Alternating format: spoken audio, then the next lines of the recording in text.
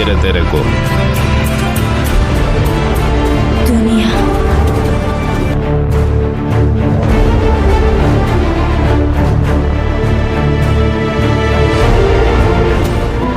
okay papers എടുത്തോ ഈ book എടുക്കുക let's hear it from you എന്താണ് അവിടെ നടന്നത് ആരാണ് ആ വ്യക്തി അയാൾ ഹീറോ ആയിരുന്നോ അതോ വില്ലനായിരുന്നോ എല്ലാം എനിക്ക് വിശദമായിട്ട് അറിയണം വിധിയുടെ നിയോഗത്താൽ ആ രാത്രിയിൽ 2 കാര്യങ്ങൾ സംഭവിച്ചു KGF എന്ന സ്ഥലവും ജനിച്ചു അവനും ജനിച്ചു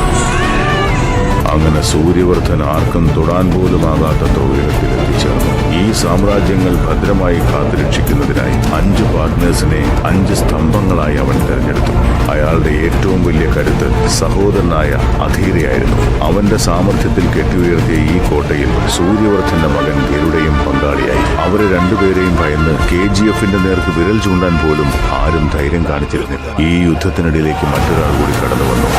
അവന്റെ പാദങ്ങളുടെ വലിപ്പം ചെറുതായിരുന്നെങ്കിലും പാദമുദ്രകളുടെ വലിപ്പം വളരെ വലുതായിരുന്നു first time after independence Bombay was on high alert 2 പേർ മാത്രം കരുത്തരായി നിലകൊണ്ടു എന്റെ ചോരയുടെ നിറവും ചുവപ്പ് തന്നെയാണ്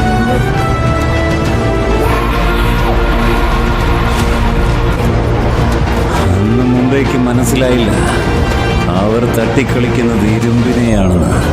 ഉലയിൽ ഊതി ഊതി അടിച്ചടിച്ചവരാ ഇരുമ്പിനെ കത്തിയാക്കി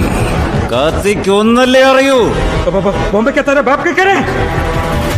नहीं रे तेरा बाप का और तेरा बाप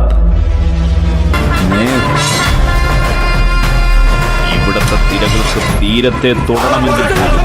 അവന്റെ അനുവാദം വേണം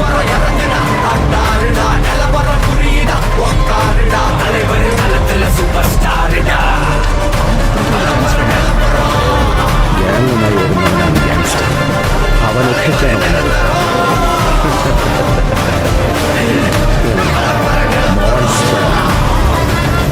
ഏതെങ്കിലും 10 പേരെ തന്നെ ഡോണായതല്ല ഞാൻ തന്നെ 10 പേരും ഡോണുകളാണ്